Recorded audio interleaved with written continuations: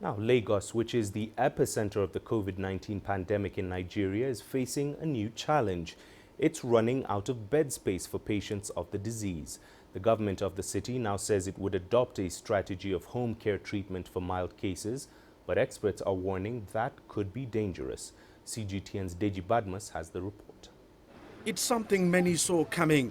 Even the Lagos state government had always known its COVID-19 cases could explode beyond the capacity of its healthcare infrastructure. And that's exactly what is playing out at the moment. On the average, the city now records 100 cases of COVID-19 every day.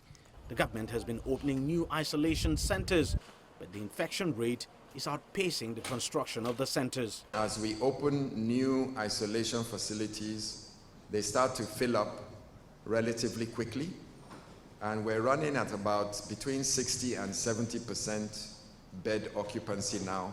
Part of the reasons why there's still some bed space left in the isolation centers is because patients are getting discharged. But there's one other worrying reason. As we diagnose and we try to evacuate the patients to the isolation centers, we're finding it difficult finding some patients. And the trend is increasing. Authorities say the runaway patients are choosing to isolate themselves in different places. And it's partly for that reason and the overstressed isolation centers that it is now adopting a home care management of patients with mild to moderate cases.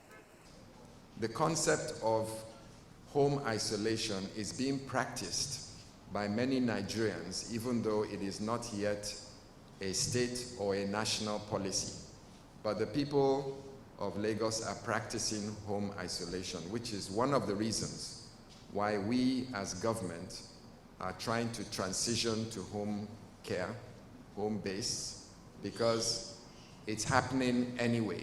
But medical experts in the city are divided over the issue of home care management. The number of persons coming into the isolation centers is higher than the number of persons that are exiting from the isolation centers. And I'm sure this has prompted the need to reconsider the treatment pattern, especially for asymptomatic cases. So I totally am in line with the propositions of the Lagos state government. In the slum, you have people that are staying like 5, 6, 10, 20 in a room.